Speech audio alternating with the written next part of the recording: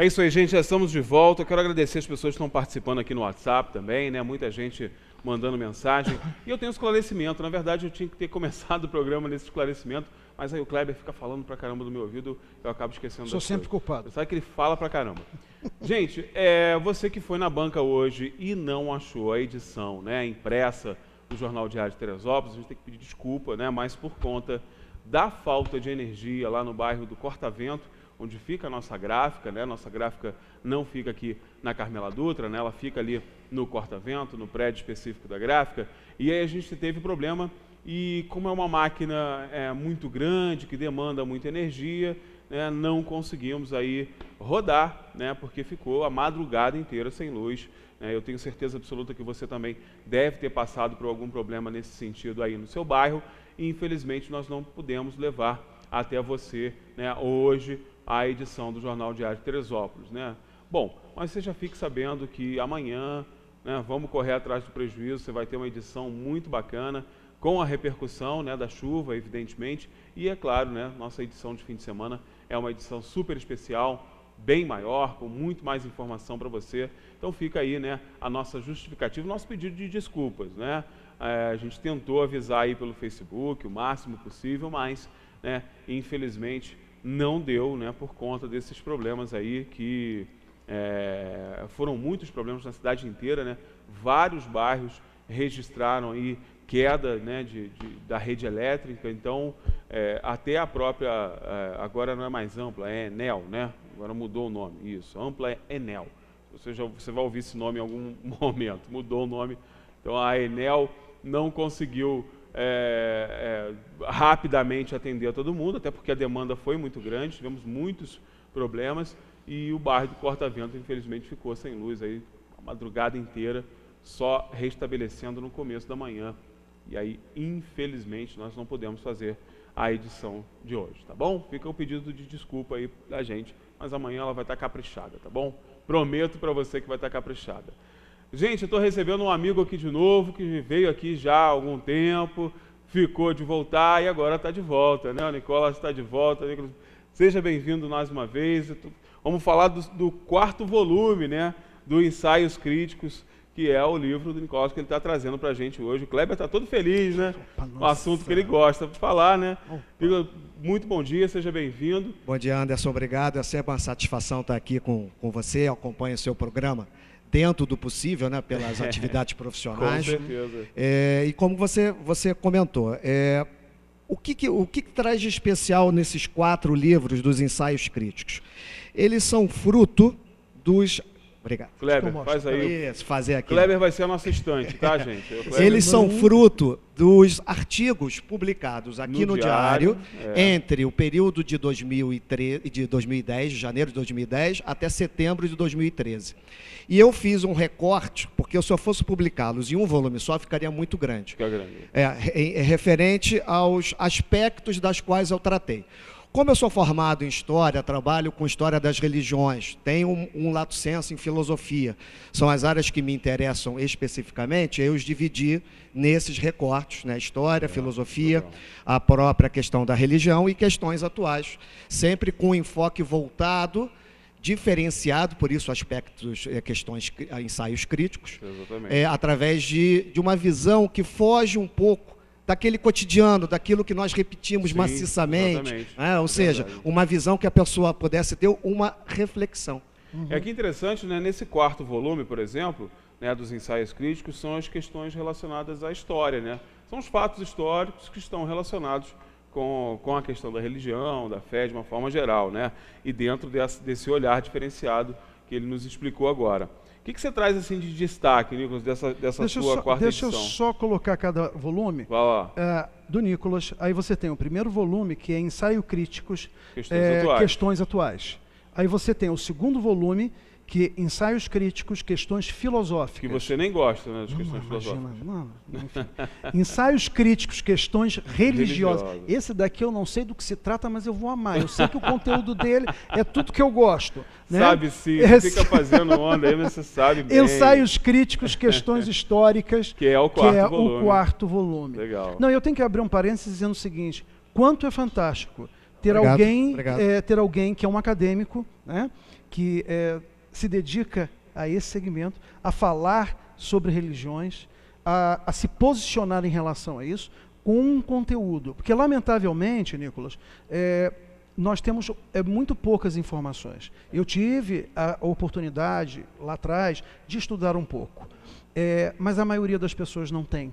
Inclusive, elas têm dificuldade de linkarem a crença, a fé, valores da própria religião a uma série de elementos, porque é muito no vazio. É de um ponto para frente, daquele ponto para trás não tem. Concordo plenamente. É uma coisa que eu chamo entre a teoria, o logos e a praxis. O que você aprende dentro da religião que você promulga, seja ela qual for, e o que você faz com esse conhecimento na sua aplicabilidade do seu dia a dia, na relação para com o outro e na relação para com você. Essa é uma das indagações. E uma outra dificuldade também, como você ressaltou, a questão do acadêmico. Uma coisa é você ser um cientista social. A outra coisa é você ser um crente. Como que você junta os dois, sem puxar a sardinha nem para um lado nem para o outro? É um exercício... Grande equação. E esses artigos todos, como foram publicados aqui no Diário, eu sempre tive a satisfação de ter um bom retorno, através do Vanderlei, do Marcelo, que foi que me abriu as portas todas, da receptividade do público, que geralmente as pessoas só escrevem para reclamar, né? Mas, no caso, eu não tive nenhuma reclamação nesse tempo todo e alguns elogios referentes aos artigos, porque eu enfoco de uma maneira, vamos dizer assim, muito ampla. Eu não tenho um espectro, embora eu seja formado em História e nas partes da religião, eu tenho um espectro de estudo muito amplo, eu gosto de tudo. É difícil. Então eu vou pegando esses aspectos e vou fazendo o que nós chamamos as sinapses. O que são as sinapses?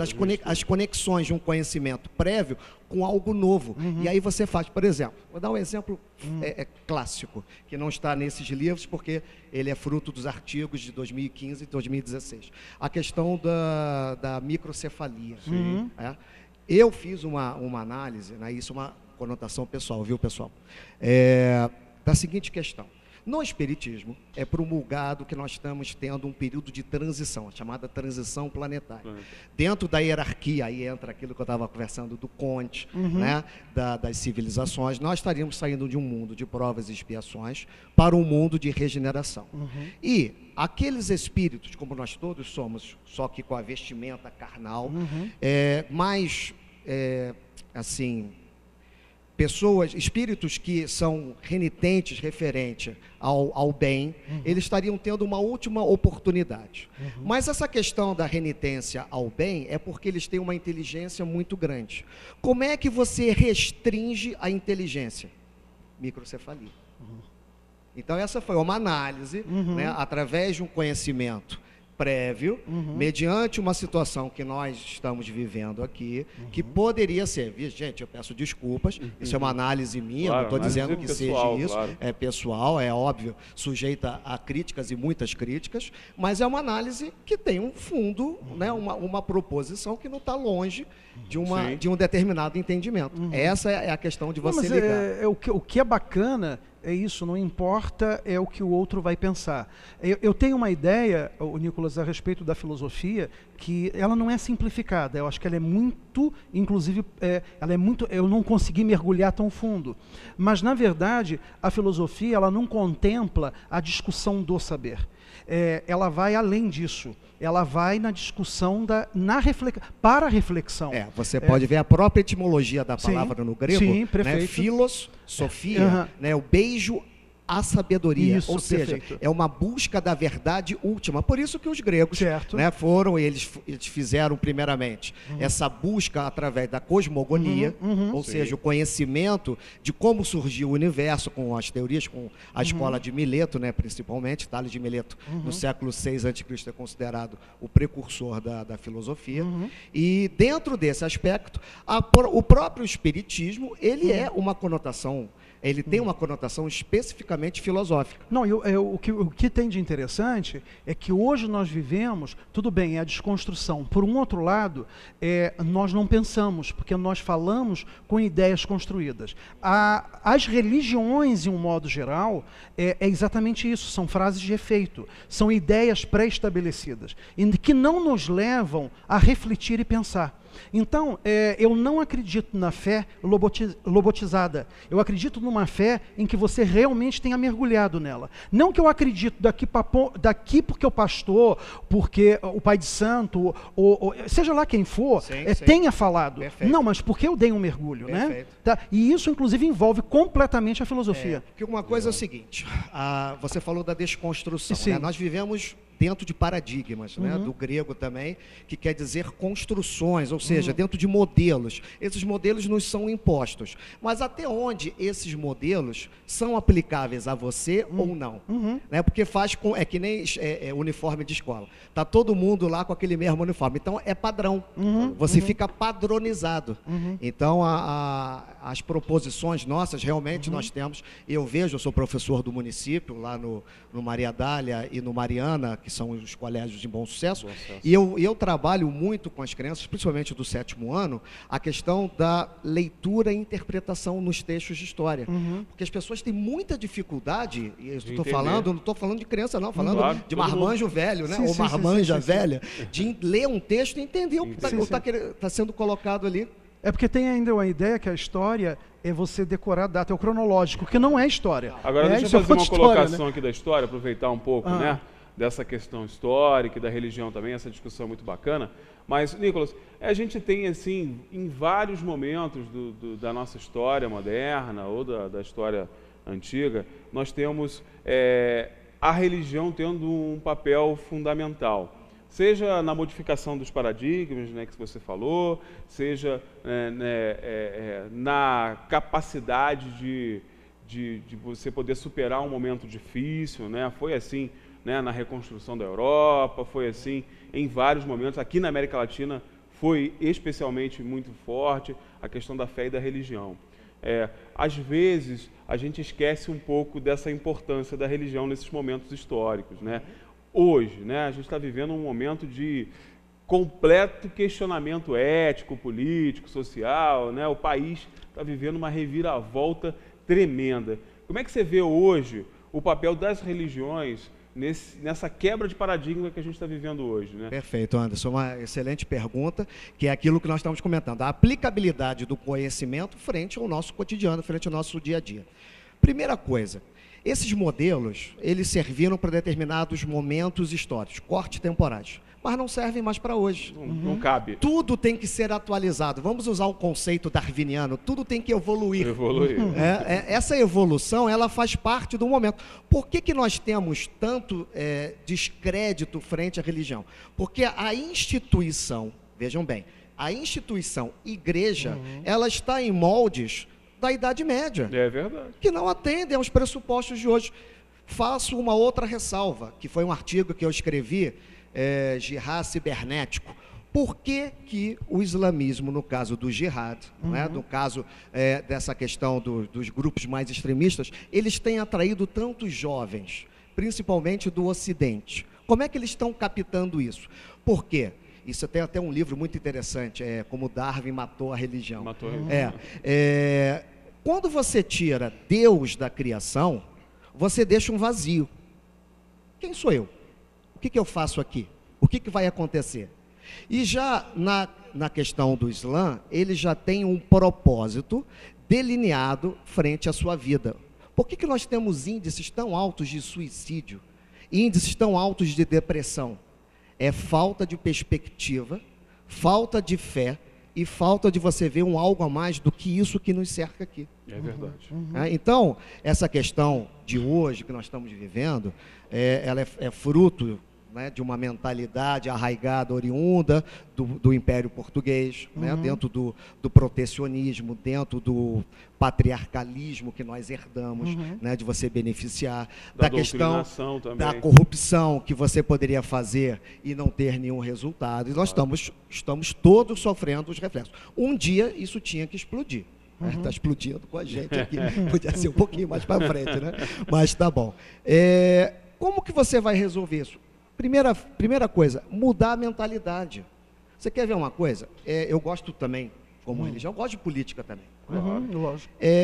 Mas se eu falar daqui a 2 anos, estou me candidatando a vereador, eu estou com essas ideias aqui, a pessoa, poxa, legal, pô, bacana, isso aqui, quando eu virar as costas, o cara quer se dar bem.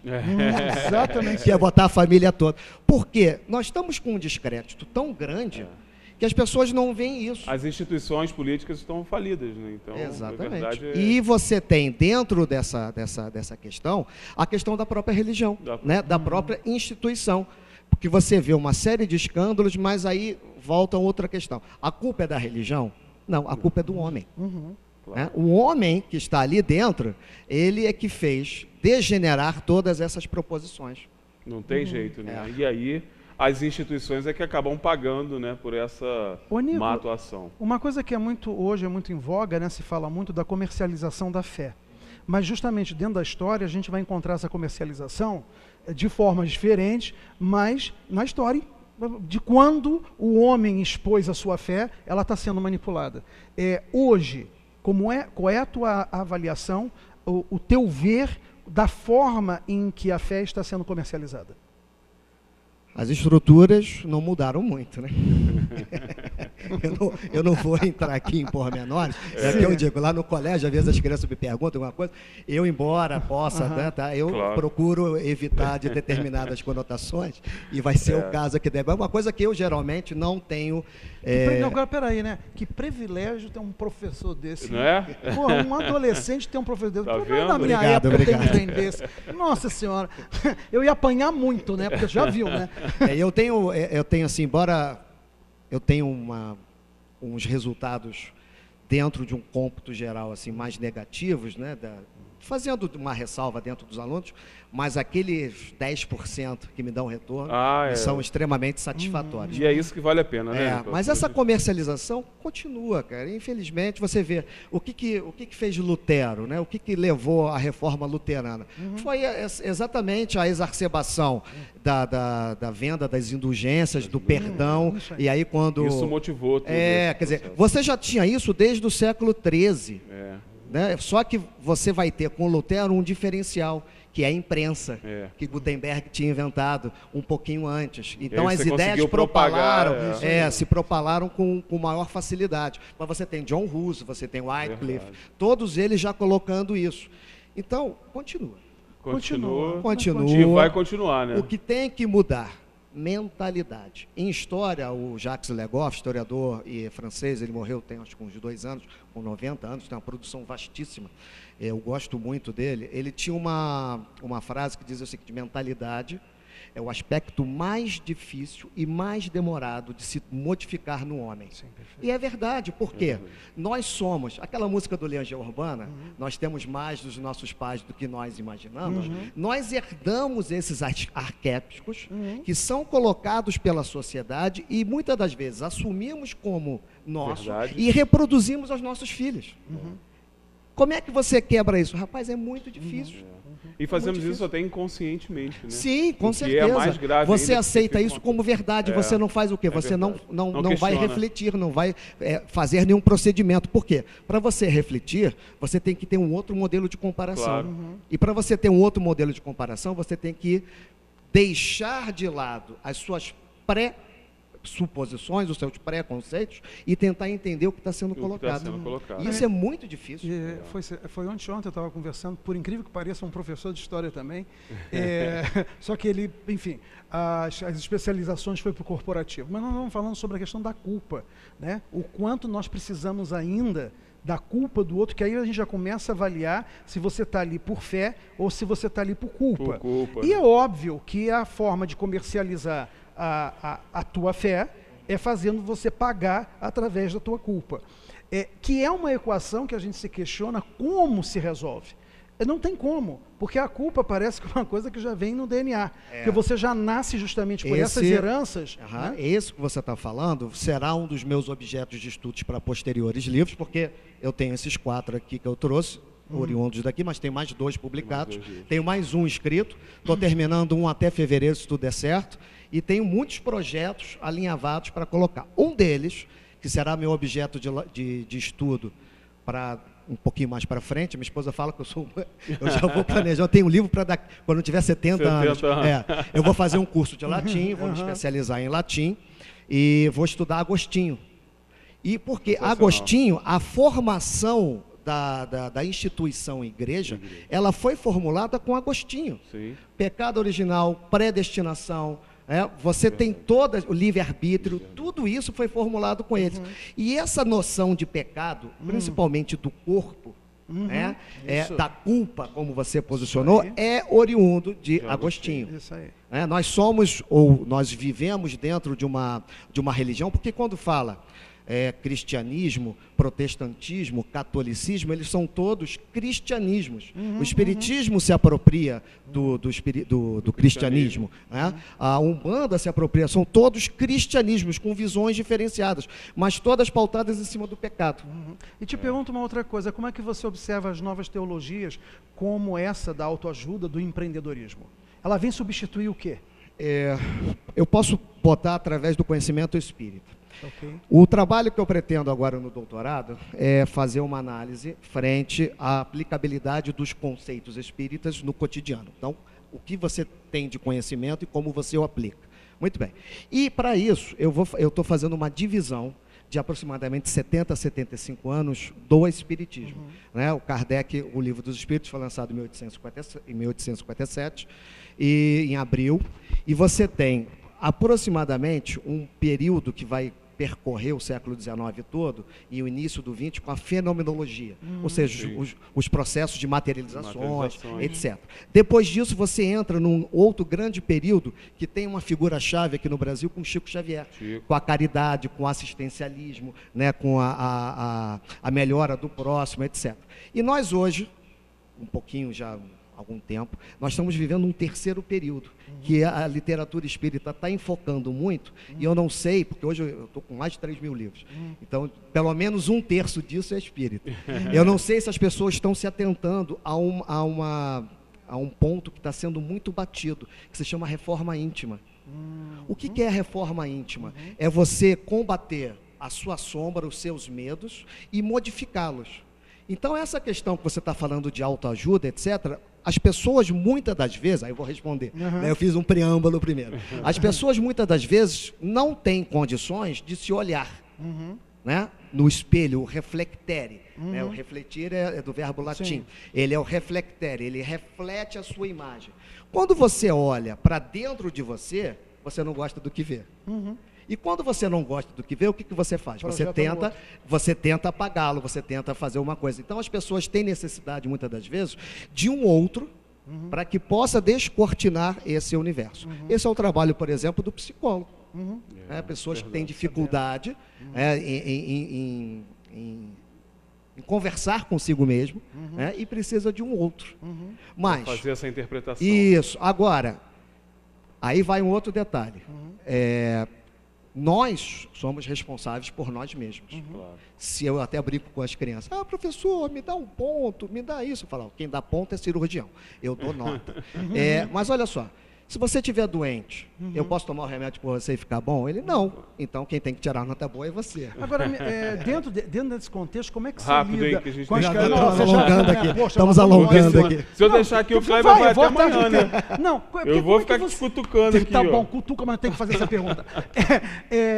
Com a garotada, como é que se lida? Porque, obviamente, que nós temos a autoajuda e o empreendedorismo linkado com a teologia da prosperidade. Perfeito. Você pode tudo. É mentira, você não pode tudo. Com certeza. Você tem limites para isso. Perfeito. Tá? Outra coisa, não todos serão grandes empreendedores, grandes empresários, não todos serão um professor de história com o teu percurso, ou, enfim, o que você tem vai ser inspiracional para tantas pessoas. Mas, cara, como é que se trabalha isso dentro desse contexto? Porque nós estamos desconstruindo completamente, vamos colocar os 7 pecados capitais, com essas novas teologias. A bagunça, ela está extrema, inclusive, por conta disso. E as pessoas hoje acreditam que pode inclusive a ter uma sensação diferente de culpa. Sim. Quer dizer, a minha culpa hoje eu tenho 30 anos e eu não consegui ainda ter R$1 milhão no banco, eu não presto, eu não estou valendo nada. Quando, na verdade, lá atrás, esse pensamento seria uma outra coisa. Perfeito. É uma ambição sem fim, né? Que te traz a vaidade, que traz uma série de coisas. Como é que você está lidando isso com a garotada? Olha só, vamos por parte, porque Tá, ela vamos é por ampla e daqui a pouco ele faz pergunta e eu demoro na resposta. Tá todo mundo me cobrando aqui já no WhatsApp, gente. E aí, vamos lá. Olha só, com a entrada da igreja neopentecostal, você tem essa modificação dessa questão da riqueza, né, de você ter a questão do reino dos céus aqui. Você pode fazer, etc. Muito bem. Essa perspectiva, ela tem que ser diferenciada a partir de quê? Nós não somos só isso daqui. Né? Nós estamos em estágios, entendeu, Anderson? É questão de mudança de perspectiva, mentalidade. Né? E aí fica difícil, porque se você convive dentro de um ambiente que todos promulgam isso, como é que você sai disso? É complicado. Aí você entra naquele imaginário coletivo ali e acaba indo junto. Mas é a mesma coisa da educação, que eu procuro colocar para as crianças, educação. Gente, quem não nasceu bonito não vai ser modelo, quem não nasceu para ser jogador de futebol. Então você tem perspectivas reduzidas. Né? O que você... Parar com esse negócio de você pode tudo. Não existe isso, cara, não pode. Esses caras de treinamento, sabe? Esses caras de treinamento. Não, esse treinamento, tô fora, hein? Tem os caras de treinamento que tem mania de dizer essas isso. teologias do empreendedorismo, brincando, da autoajuda, da prosperidade, ele não faz isso não, tô gente. fora. Inclusive, eu ponho o cara nos eixos. Eu digo o que ele pode e o que ele não pode. Nicola, obrigado pela tua participação. Nada, meu amigo. Nossa. Esse aqui é o volume 4, tá, gente? Né, do Ensaios Críticos. Uma compilação aí você está vendo aí a capa do livro para você na tela inteira. Está disponível nas livrarias da cidade, né? Deixa eu fazer o merchandising. Vamos lá. Eu trabalho muito com o Ivan, né, ali na... o Ivan é sensacional. Sensacional, o Ivan né? tem uma prateleira só de autor de Teresópolis. Isso, gente. exatamente. Eu tenho alguns livros lá. Esse não está lá ainda, porque eu dependo da editora de me mandar, mas a editora é multifoco. Quem tiver interesse, entra no site, eles fazem as vendas via internet. Então, www.editoramultifoco.com.br. Bota o meu nome, que é um nome simples, Nicolas Teodorides. O nome super simples. Simples. E ali vão aparecer os 4 livros desses dos ensaios críticos. Legal. E aí vocês podem, quem tiver interesse, pode adquirir, porque para ajudar aqui o professor... Vale muito a pena. Que tem 4 filhos, uma neta, 2 gatas, um cachorro, tem que sustentar, tem que estar precisando. Vamos para o intervalo comercial? Posso, Kleber? Vamos lá, pode, por favor. Agora tem que pedir ao Kleber para ir para o intervalo comercial. Tá, eu deixo. Gente, intervalo comercial rapidinho, daqui a pouco eu estou de volta. Já falei para você que o programa de hoje tem um monte de coisa rolando, né? Ainda tem muita coisa para fazer. A Andressa Amorim vai estar aqui e vai estar trazendo meu amigo Léo Coalhada, que já chegou, gente. Léo está aqui. Alegria para a gente aqui no Diário da Manhã. Daqui a pouco a gente volta. Não saia daí e participa com a gente lá no facebook.com/Diário de Teresópolis, tá bom? O intervalo é rapidinho. Daqui a pouco eu estou de volta.